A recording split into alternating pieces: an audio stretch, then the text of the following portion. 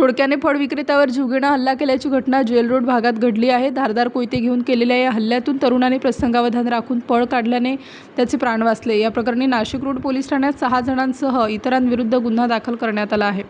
Gel road परिसरातील पाण्याच्या टाकीजवळील Durga medical येथे ही घटना घडली. Imtiyaz Israr Khan canal road jail road हे आपल्या 5 वर्षाच्या मुलीसाठी औषध घेण्यासाठी गेले होते. त्याचवेळी जुन्या भांडणाचा राग मनात धरून सोहेल पठाण, जुनेद सय्यद, राहुल हुडेकर, प्रेम डोळस, यश वाबळे, आकाश काळे, अभिजित साळवे, विनोद घुगे, निलेश क्षीरसागर आणि त्यांचे साथीदार तेथे आले. संशयितांनी इम्तियाज यांना शिवीगाळ करण्यास सुरुवात केली. इम्तियाज यांनी जाब विचारताच संशयित सोहेल पठाण आणि जुनेद सय्यद यांनी हातातील धारदार शस्त्राने थेट वार केला. इम्तियाज यांनी प्रसंगावधान राखून वार चुकवला आणि जीव वाचवण्यासाठी मटन मार्केटच्या दिशेने पळ काढला. मात्र संशयितांनी त्यांचा पाठलाग केला.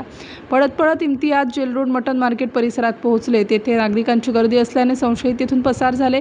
या जीवघेण्या हल्ल्याच्या प्रयत्नानंतर भयभीत झालेल्या इम्तियाज खान यांनी नाशिक रोड पोलीस ठाण्यात धाव घेऊन फिर्याद दिली. पोलिसांनी सर्व संशयितांविरुद्ध गुन्हा दाखल करून पुढील तपास सुरू केला आहे. स्टार न्यूजसाठी मोहसिन पठाण, नाशिक.